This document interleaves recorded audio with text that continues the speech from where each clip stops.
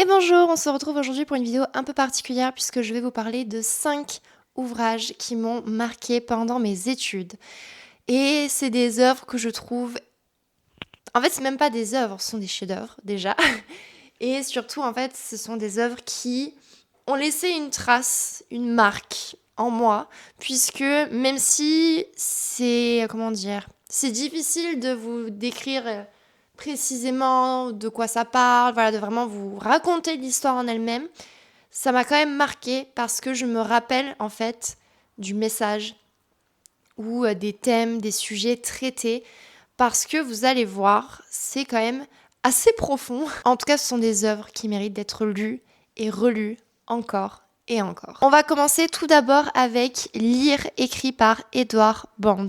C'est une pièce de théâtre en 3 actes qui a été publiée en 1971. Si vous avez un peu des références culturelles, peut-être que vous aurez deviné qu'il s'agit d'une réécriture de Le Roi Lear, écrit par William Shakespeare. C'est donc une réécriture de cette pièce très connue, sauf qu'ici on est sur une œuvre très noire qui va aborder des sujets que je trouve fascinants.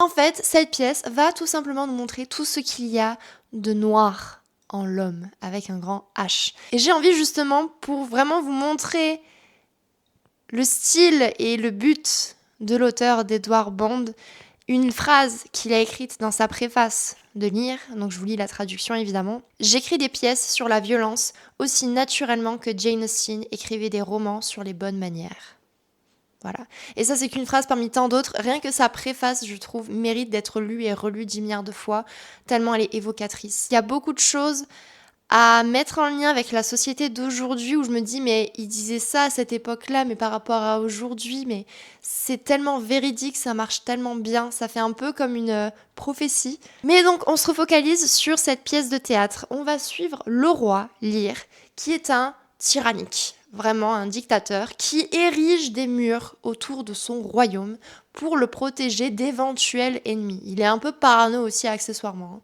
Sauf que ce qui va se passer, c'est que ces filles, ces 3 filles, vont se rebeller et décider d'épouser ses ennemis exprès. Donc il va d'une certaine façon tout perdre, il va se sentir complètement trahi par ses filles et tout cela va causer une guerre. En devenant donc aveugle, qu'il va enfin ouvrir les yeux, qu'il va avoir la grande révélation. Je vais pas non plus trop rentrer en détail parce que sinon la vidéo va être excessivement longue, mais c'était une œuvre très sombre, horrible, il y a des choses très dures à lire, mais c'est un chef-d'œuvre et ce qui est horrible, c'est que comme j'ai lu cette réécriture avant de lire la version originale de Shakespeare, même si du coup je vois les différences entre les deux et ça n'a strictement rien à voir, je préfère 100 fois la version d'Edward Bond, qui au final, au-delà d'être une réécriture, j'ai l'impression que c'est une histoire complètement différente en fait. Si ça vous intéresse, ce que je pourrais faire pour chacune des œuvres que je vais vous présenter, c'est faire une vidéo où j'en parle très longuement en termes d'analyse de ce que ça apporte, avec des citations. Là, je vous en parle brièvement de mes souvenirs, de ce qui m'a marqué. On continue avec encore une pièce de théâtre, Death of a Salesman, écrit par Arthur Miller. Il me semble qu'en français, le titre, c'est La mort d'un commis, si je me rappelle bien. C'est une pièce de théâtre qui a été publiée en 1949 et qui est en seulement 2 actes. On va suivre en fait un démarcheur, voilà, il y a un vendeur qui fait du porte-à-porte, qui est âgé de 60 ans, qui est rouillé, et qui est fatigué de son travail et qui surtout voit avec effroi qu'il n'arrive quasiment plus à faire de vente, qu'il n'est plus performant. Et le problème, c'est qu'il a encore beaucoup de dettes à payer et surtout qu'il est toujours plus ou moins hanté et surtout contrôlé dans le sens où vraiment ils ont une réelle emprise sur lui par justement ses rêves, ses grandes illusions sur la réussite où il est constamment en train de s'imaginer comme un grand vendeur qui réussit tout, qui plaît à tout le monde. Et puis en fait, ce qui se passe, c'est qu'à chaque fois, la réalité finit par le rattraper et où il se rend compte de tous ses échecs. Et c'est la grande désillusion pour lui. En plus de ça, il a 2 fils qui malheureusement ne réussissent pas dans leur vie et leurs propres échecs finissent par le briser intégralement, puisque vraiment jusqu'au bout, c'est la désillusion totale de ce rêve américain. Avec cette pièce de théâtre, on a constamment cette dualité entre justement la réalité et les illusions.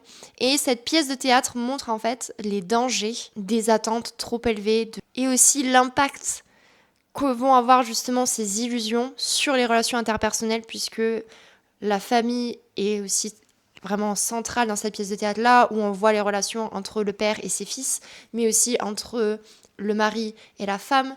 Et c'est une histoire tragique, puisque vous en doutez au titre, ça va mal se terminer pour lui. Mais c'est en même temps une pièce de théâtre qui, de manière un peu cinglante, montre un peu les dangers de ce soi-disant rêve américain, de cette illusion, de ce rêve de toujours obtenir plus, de toujours avoir plus, de toujours chercher plus, quand au final on finit par se heurter à un mur. Et puis voilà, ça montre justement à quel point tout cela peut nous éloigner de nos proches ou justement rendre les relations tellement conflictuelles pour au final des choses qui n'existent pas et qui n'existeront jamais. Et donc d'une certaine façon, ce rêve américain détruit des vies. On continue cette fois-ci avec un roman, Moon Palace, écrit par Paul Auster et publié en 1989. On va suivre Marco Stanley Fogg, qui est un jeune homme qui, au tout début de l'histoire, est un étudiant complètement fauché et en perdition totale. Et en fait, c'est tout l'enjeu de ce roman, c'est justement la quête d'identité. Qui est-ce qu'on est réellement ? Qu'est-ce qui nous définit ? Quel est notre but dans la vie ? Qu'est-ce que l'on recherche ? Et donc, c'est un véritable voyage initiatique qu'on a avec ce roman où on va suivre ce Marco qui va se chercher éperdument ou à contrario qui, selon les phases, va ne plus essayer de se chercher, il va se laisser dépérir complètement. On a vraiment la dépression, la solitude qui sont des sujets omniprésents dans cet ouvrage-là et que je trouve très intéressant et en même temps assez lourd à lire. Et puis surtout, on va avoir aussi cette vision proposée par l'auteur assez intéressante de justement comment la société au final nous corrompt, nous empêche de révéler réellement notre propre identité, qui l'on est, quel est notre but sur Terre, si je puis dire, et à contrario, la nature qui, elle, va révéler notre être et notre véritable nature à nous. On va voir ce jeune homme qui va essayer de chercher son identité et il va notamment essayer de comprendre qui il est à travers les générations précédentes et donc il va y avoir plein de rencontres qui vont en fait vraiment petit à petit rassembler les pièces du puzzle autour de justement qui il est. Et je vais pas vous en dire plus, mais c'est une lecture très particulière, ce qui peut paraître assez lente, parfois même chiante pour certains. Moi-même, il y a eu des moments, des phases où j'ai trouvé ça assez lent. Mais comme les autres ouvrages, j'ai vraiment envie de relire le roman parce que je suis sûre qu'il y aurait encore des nouveaux éléments qui me sauteraient aux yeux pendant ma lecture et dont j'aurais envie de parler. On continue avec un autre ouvrage, alors cette fois-ci je ne l'ai pas malheureusement sur moi. Je vais vous parler de The Awakening, écrit par Kate Chopin et qui a été publié en 1899, donc cette fois-ci un siècle avant Moon Palace. Et pour ce roman, on est sur un genre réaliste et cette fois-ci sur une œuvre féministe. Pourquoi une œuvre féministe ? Parce qu'on va s'intéresser à Edna qui va bousculer les normes, les codes de l'époque, puisque elle va en fait s'interroger sur sa condition de femme. Elle va notamment s'interroger sur justement qu'est-ce que la féminité. Et elle va elle-même avoir un peu ce combat internalisé entre son rôle de mère, puisqu'elle est mère, donc la maternité, et en même temps ses envies à elle en tant que femme, cette envie de plaire. Et aussi, et ça peut paraître triste, mais son manque d'envie réelle de s'occuper de ses enfants, en fait, cette absence presque d'esprit maternel en elle, qui justement va en même temps lui faire de la peine, puisque avec toutes les normes de la société qu'il y a, forcément, elle culpabilise de ressentir ça. Et donc, il va y avoir ce combat, en fait, dans son esprit, autour de ces sujets-là, mais aussi du devoir conjugal, des différents rôles des sexes, avec notamment les normes sociétales. Et tous ces éléments-là vont faire que elle va, d'une certaine façon, être un peu une paria. Elle va être à part, et elle va se sentir très seule.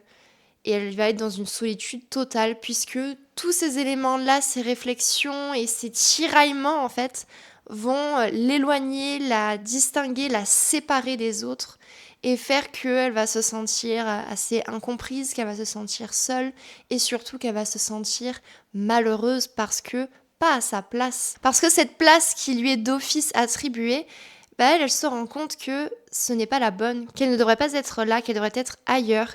Et en fait, elle se rend compte que dans cette société telle qu'elle est, pouvoir en fait se trouver une autre place, s'en attribuer une autre d'elle-même, qui irait à l'encontre des normes, est impossible.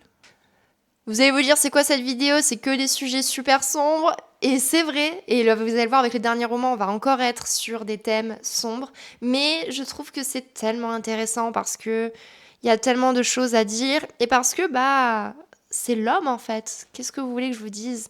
On est comme ça. Pour le tout dernier roman, je vais vous parler de Falling Man, écrit par Don DeLillo et publié en 2007.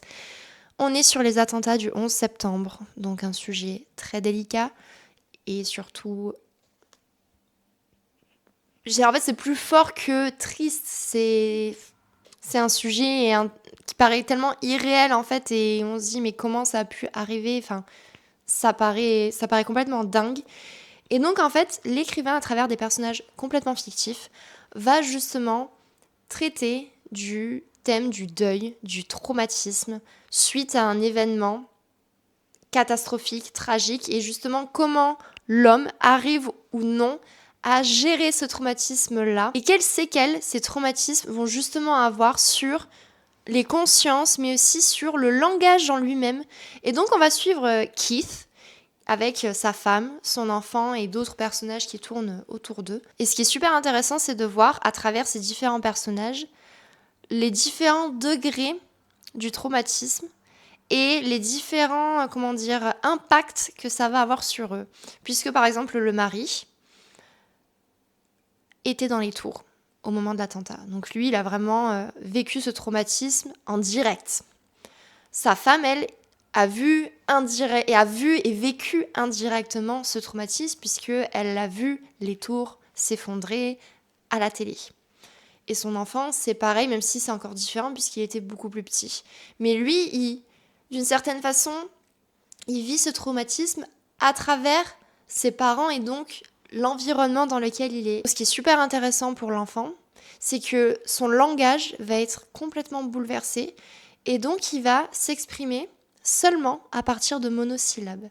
Comme si il était incapable de s'exprimer correctement. Et donc la communication avec lui est quasiment impossible. C'est un être privé d'une communication correcte, qui est incapable de s'exprimer ou d'exprimer ses propres émotions. De manière générale, le texte en lui-même, la façon dont l'histoire est écrite, traduit le traumatisme. Et c'est ça aussi que j'ai trouvé passionnant, avec notamment par exemple des anacolutes, où donc on va avoir l'interruption en milieu de phrase ou pendant la phrase, avec ensuite une autre phrase ou un autre sujet qui commence. Et en fait, il y a plein de figures de style, toute la façon de faire, les parallélismes aussi, ou la dualité entre certaines représentations, pour notamment justement faire écho au traumatisme. Enfin, il y a tellement de choses à justement analyser, à relire et à interpréter dans le roman. Encore une fois de plus, c'est un ouvrage que je voudrais relire pour à nouveau prendre des notes dessus et l'analyser en profondeur parce qu'il y a tellement de choses intéressantes. Ça y est, c'est la fin de cette vidéo. J'espère qu'elle vous aura plu et qu'elle ne vous aura pas trop déprimé. Si ça vous intéresse, donc c'est pour ça, n'hésitez pas à me le dire dans les commentaires, mais je pourrais en relire certaines, voire toutes. Mais bon, ça va prendre juste un peu de temps. Mais voilà, je les relis et s'il faut, je vous en fais des vidéos où j'en parle beaucoup plus longuement. Si vous avez lu certaines de ces œuvres et que vous voulez m'en parler dans les commentaires, foncez. J'adorerais échanger autour de ces œuvres justement avec vous. Donc n'hésitez surtout pas dans les commentaires à me partager vos ressentis, vos analyses, bref, tout ce que vous voulez. J'espère aussi vous avoir donné envie de les lire parce que je me répète, mais c'est des chefs-d'œuvre qui, je pense, resteront dans les annales pendant encore des siècles et des siècles. N'hésitez pas à me dire également si vous, il y a eu d'autres œuvres qui vous ont marqué pendant vos études ou à d'autres moments dans votre vie. Et enfin, avant de vous dire au revoir, n'hésitez pas pour offrir de la visibilité à cette chaîne, à commenter, liker, partager, vous abonner si ce n'est pas encore fait. On se retrouve la semaine prochaine pour une autre vidéo. En attendant, portez-vous bien. Ciao, ciao.